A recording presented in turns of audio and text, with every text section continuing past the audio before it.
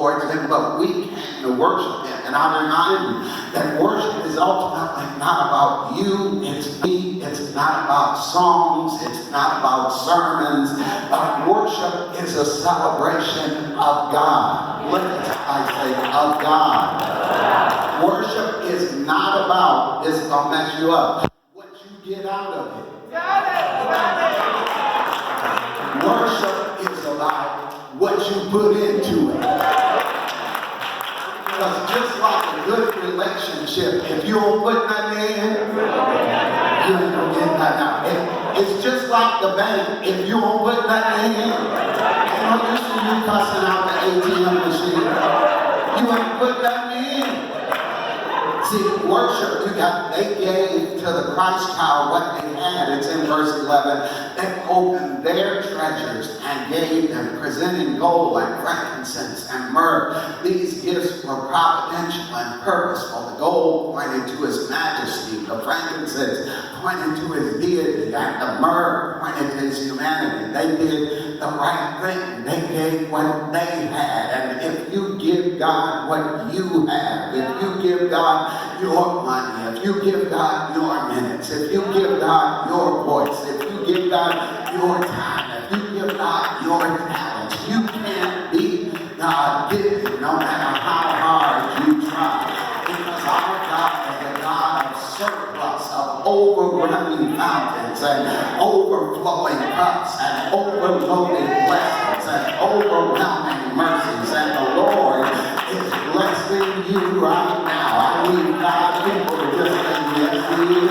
I dare you to take that and hold that, believe that, live by faith and live in love and forgive your enemies and shake yourself loose from stupidity and leave in this year all the stuff you know should be came into this year. You have to drag it in the next year. I dare you to step forward in faith and do the right thing regardless of the circumstance, because it's not always how it appears. Let me show you. Max Lucado has a book called The Applause of Heaven. He told the story of Robert Reed. Everybody say Robert Reed. I know you've never heard of him, but you will now. Robert Reed was made famous by saying this statement: I have everything I need for joy.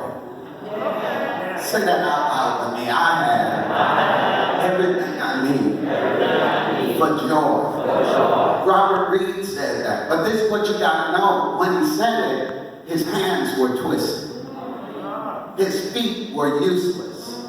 He couldn't bathe himself. He couldn't dress himself. He couldn't feed himself. He couldn't brush his teeth. He couldn't scratch his back or comb his hair or even put on his underwear. Strips of Velcro held his shirts together and his speech dragged like a well-worn audio cassette. Why, preacher? Because Robert Reed had cerebral palsy.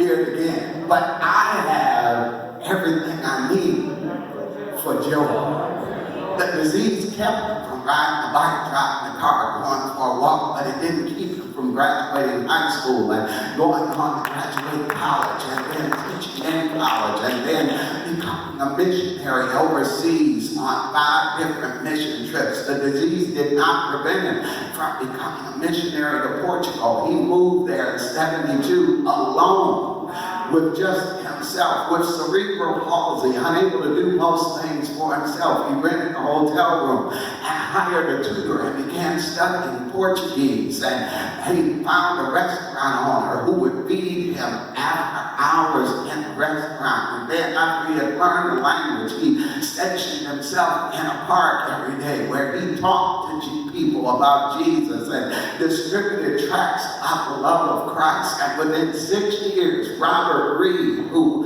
had cerebral palsy and could not do most things for himself, had led 75 people to the Lord. Among them, the woman who became his wife.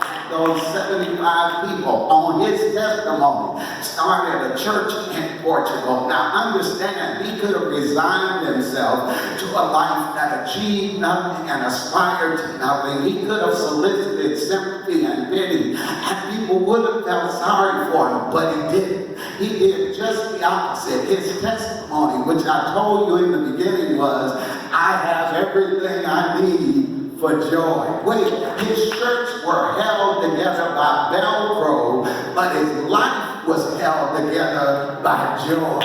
You ought to look at somebody and say, I have everything I need. You want to find joy on your journey towards Christmas, you look for the right thing. You follow the right instructions. You move at the right time. You do the right thing. And then guess what will happen? You'll return a different way. These wise men discounted the emptiness of Herod's words. They were on a journey and they would not be sidetracked. Lean over to your neighbor and say, neighbor. Come on, talk to him. Say, oh, neighbor. You should know this about me. Look right now and say, I'm on my way somewhere. See, in the text, God led them away from the trap that was set before them. And the Bible says they went home a different way. They went home another route. They went home different than they had come. And that's what I want to say. Because when you seek Christ and when you find Christ, when you worship Christ, you will never go back the same way you came. You may have left sick, but you'll go back well. You may have left broke, but you'll go back blessed. You may have left confused, but you'll go back clear. You may have left discouraged, but you'll go back different. You may have left sinking, but you'll go back saved. You may have left blind, but you'll go back seeing. You may have left lost, but you'll go back found. You may have left on your way out, but after you worship Him, you'll be on your way in. You may be left going down, but He will pick you up. You may have left hope, but now you'll go back free. You may have left ready to quit, but now you'll go back ready to stay. You may have left wounded, but now you'll go back well. You may have left broken, but now you can go back blessed. I wonder, are there 5 people here who can testify that once I met Jesus, I went back a different way than I've been. Just like say, he's preaching about me, because when I left, I was in the valley, but now I'm going back on wings. When I left, I was falling apart, but now I've been put back together. That alone is a reason to praise God. That alone is a reason to thank God. That alone is a reason to open your mouth, throw your head back. Tell the Lord thank you, not for what you've done for my name, but thank you, Lord, for what you've done for me. Because as I look back over my life and I think things over, I can truly say that I've been blessed. I've got a testimony. I said I've got a testimony. He picked me up. He turned me around.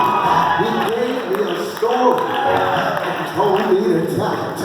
Is there anybody here who has a testimony in your soul? I can't speak for you, and you can't speak for me. But if the Lord has done anything for you, you ought to say it out loud.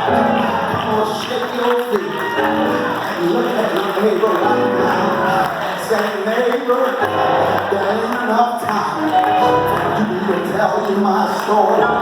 If I start talking about how the Lord has blessed me, how the Lord has kept me, how the Lord has provided for me, how the Lord has preserved me, how the Lord has protected me, how the Lord has lifted me, how He's fought my battles, made my way, opened my door, lifted my head, dried my tears. It will take me all day just to testify. So let me give you a piece of my testimony.